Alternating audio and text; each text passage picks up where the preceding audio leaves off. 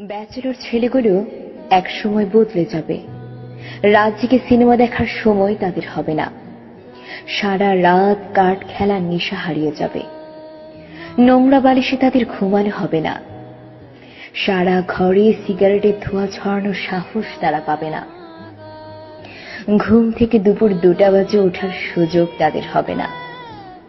হঠাৎ করে সব পাল্টে যাবে। লাইফটা অন্যরকম হয়ে যাবে। একবেলা খাওয়ার অভ্যেসটা বদলে যাবে। টঙে চা খাওয়া হবে না।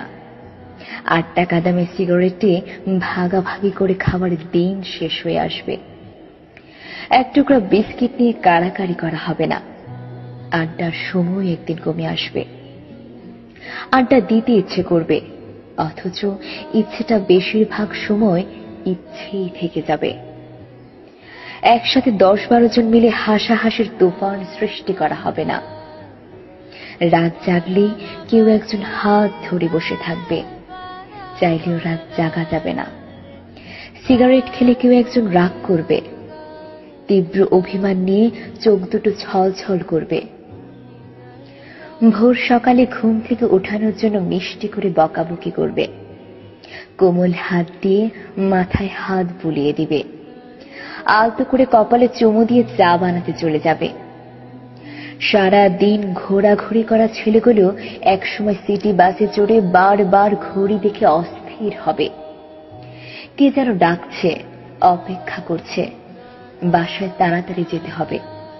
তাড়াহুড়ো করতে গিয়ে কেউ একজনের সকালের আবদারটুকু ভুলে যাবে। মন কষাকষি হবে। সুখের কিছু মুহূর্ত কেটে যাবে।